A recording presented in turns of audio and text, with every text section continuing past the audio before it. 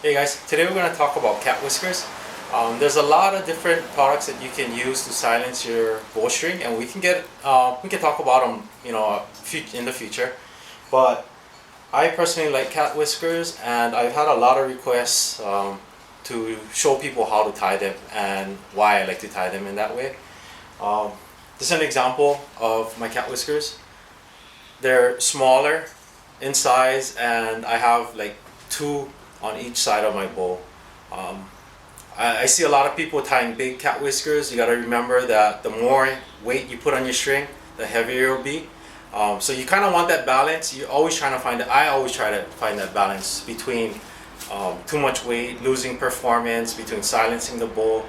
But this is what I found that works the best, and something we can also go on talking about in the future as to why, where, what size I place them. But today the main emphasis is basically how do I tie them on the bowstring. So first thing you need is the rubber cat whiskers. Also, I like to have a marker that I use to cut the specific lengths. You need a clothespin. This is optional, but some people may want to see how you could use a clothespin to hold it. I have these two aluminum bars that I use to tighten the string. You don't want to get cut. You don't want your hands to dig into. You don't want the string to dig into your hands. A lighter to burn the ends, and some kind of tool like a scissors, and then a sharp edge to cut the wax string, and some kind of wax string to tie the cat whisker on. I prefer Dynaflight 97. It's a string material from BCY. So first we want to start with the cat whisker and cut it to the desired length that you want them at.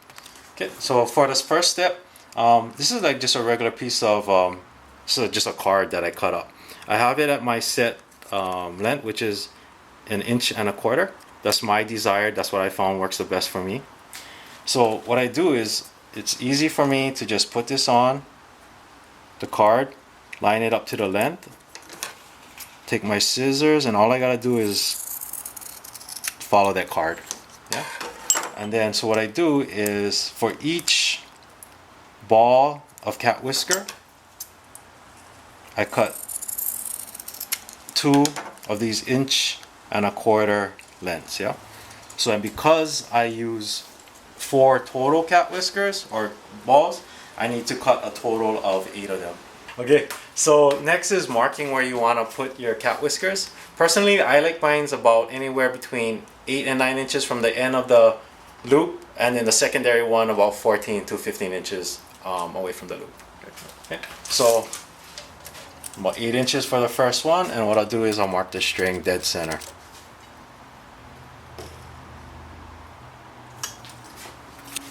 Now you have your 2 pieces that were cut, 1.25 inch pieces. Now I'll overlap them, and then I'll use that mark. Yep, and then put it dead center, and then roll them on the string. A helpful tool that you can use is just a regular standard clothespin, and you just clothespin that on there, stays in place. Okay, for demonstration purposes, we're going to use this halo, so hopefully you can see this. You don't have to use the cinch knot. I just prefer to use it because it's easier for me to work without using the clothespin. First, so you have one tag in on one end and one tag in over the other. Okay? So what you want to do is, one end will go this way, yeah? And then one end will go the opposite way. Okay? If you can see that. Now, these 2 tag ends, all you have to do is tie an overhand knot in the center. Okay? So now you have the overhand knot in the center, both tag ends facing the opposite way, and all you do is pull it together like this. Yeah? And this will be your first initial cinch knot. Okay, this knot is so easy to tie. This is our 3rd take. Let's try this again. Okay, so we have one tag in over one end. We have one tag in over the opposite end. Okay, under the string and back through this end. Okay, let's just leave it right there. Under the string and back the opposite way through here. Okay, but now what we also need to do is we need to take the tag loops the tag ends, I'm sorry, and tie an overhand knot.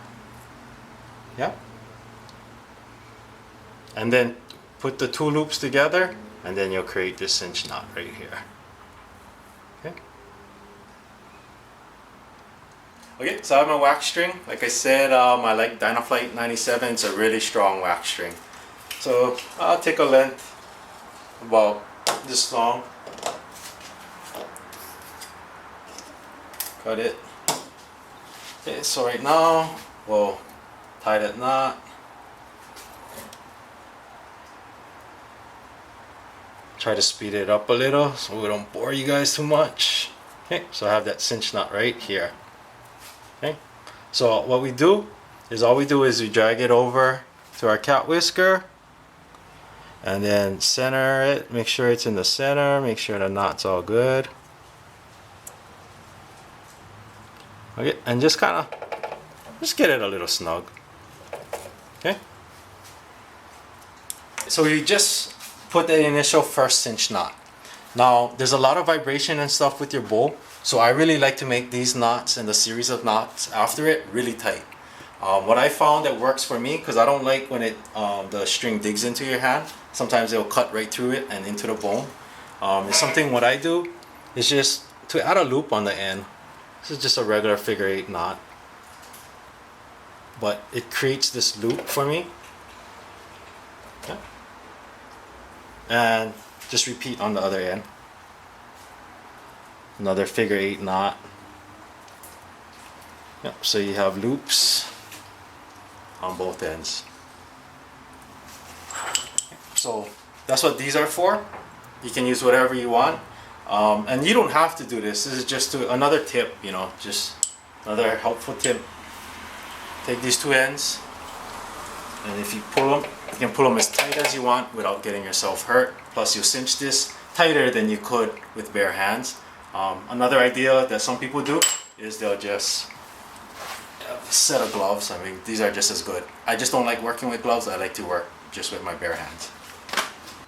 So again, you don't need this cinch knot. You could have just done a simple overhand knot like I'll be doing now. So don't worry about the type of knot, just make sure they're tight and that they lock well. Okay? So what I do is follow up with a series. So it's like a three overhand knot. So 1, 2, and 3. Just keep it a little snug. It may take a little longer, but it'll save your hands and make it cinch. Okay, and you can leave them in your hands if you want to. 1, 2, 3. Cinch them down again. Back to the bottom. 1, 2, 3. Cinch. And then back to the top with just a double overhand.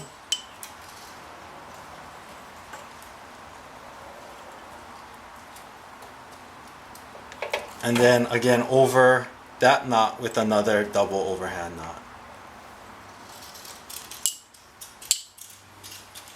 Okay. Cinch that down, and that completes your knots. Okay, so you're almost done now. So the last part is just basically cutting the tag ends and burning them. So you cut them about, I guess maybe a 1/4 inch, not just enough so that I can leave enough to burn. If you're picky like me, you can always, you know, kind of cover the cat whisker from getting burnt.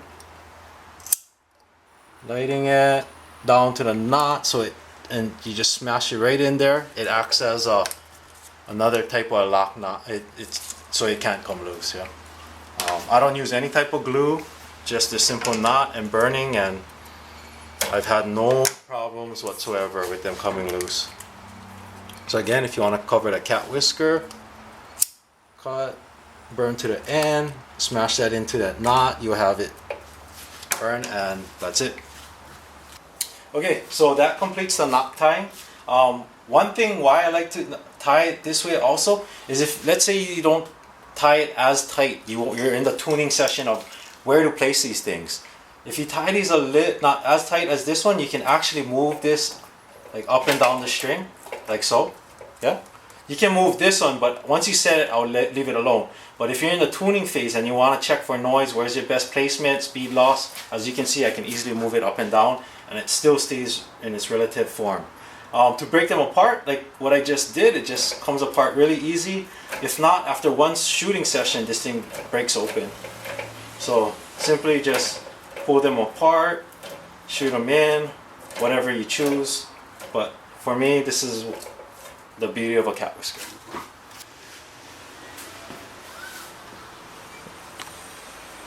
Well, hopefully you found this tip informative. I hope that it will buy you a extra shot in the field, or even keep from that animal ducking your string. Well, thanks guys, and hopefully we'll get more video for you guys in the near future. Thanks.